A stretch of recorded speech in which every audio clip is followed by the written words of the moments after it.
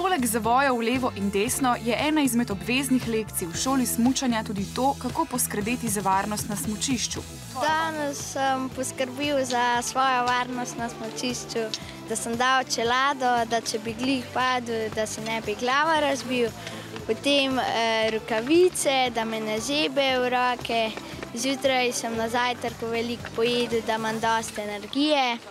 Med počitnicami so nesreče na smučiščih še bolj verjetne, saj je tam več gneče kot običajno. Najprej se vsaka varnost začne pri opremi, se pravi, najprej treba imeti varno opremo, primerno svojemu znanju smučanja. Druga stvar je zelo pomembna, ki jo smučarji in deskarji mnogokrat pozabljajo. Pred začetkom smučanja se je nujno dobro ogreti. Upoštevati pa je treba tudi 10 mednarodnih pravil obnašanja na smučišču. Eno izmed teh pravi, da se ne smemo ustavljati na zahtevnejših delih smučišča.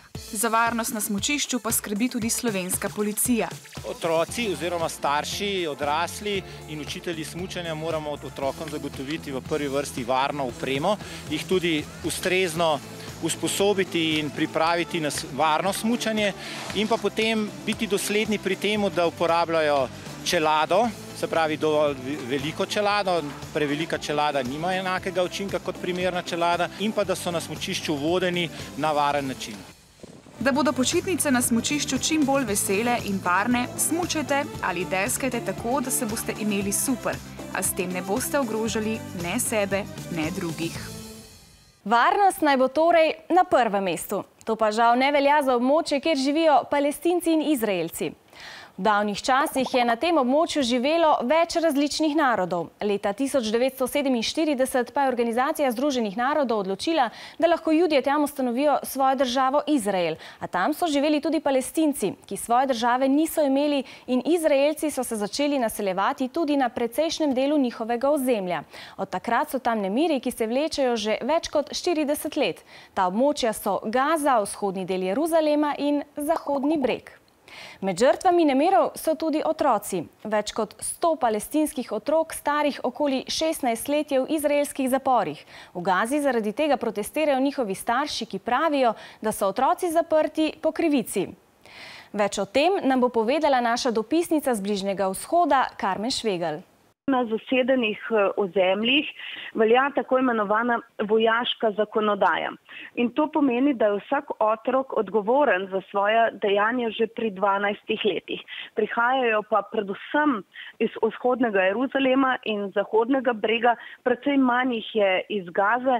Nekateri otroci so obsojeni, številni so zaprti in jih zadržujejo v zaporih, tudi v samicah.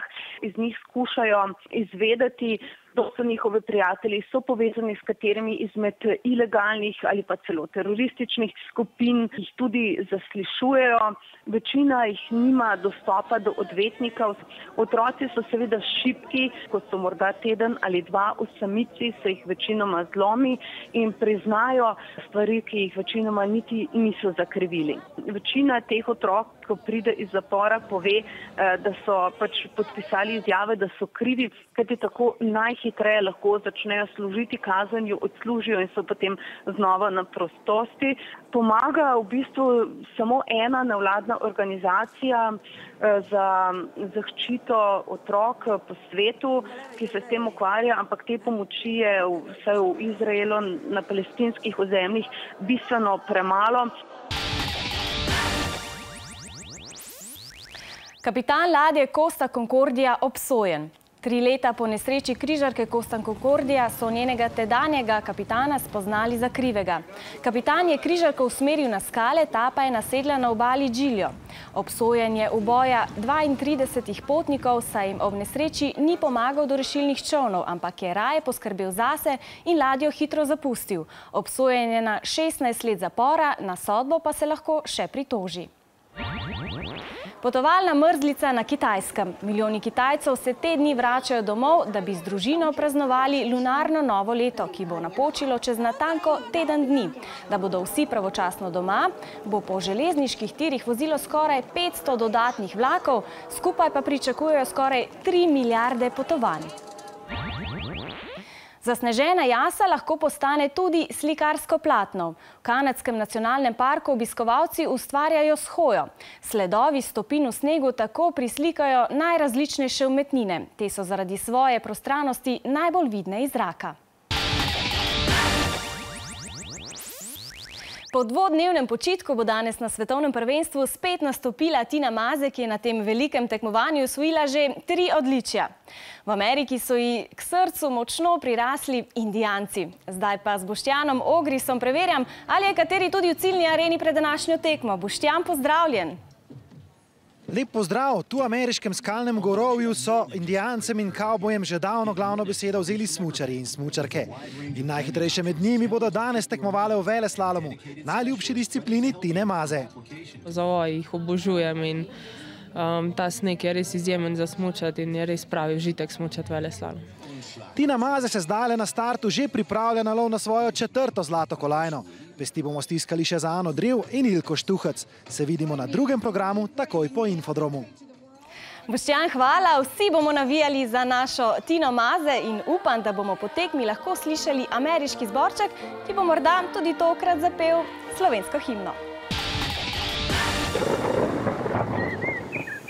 Zjutraj in dopoldne se bodo nizko na nebu zadrževali oblaki. Čez dan pa se bo sonce le prebilo skoznje. Jutranje temperature bodo od -4 do 0. Popoldne se bo termometer dvignil, pokazal bo od 4 do 10 stopinj Celzija na Primorskem. Petkovo popoldne bo lepa priložnost za uživanje na prostem. Z današnjim debelim četrtkom se začenjajo pustna rajanja, zato nam pošljite kakšno fotografijo, če boste katero obiskali. Mi bomo to objavili na naših spletnih profilih, kjer se lahko družimo vse do jutri, ko bomo ob 18. spet skupaj. Adijo!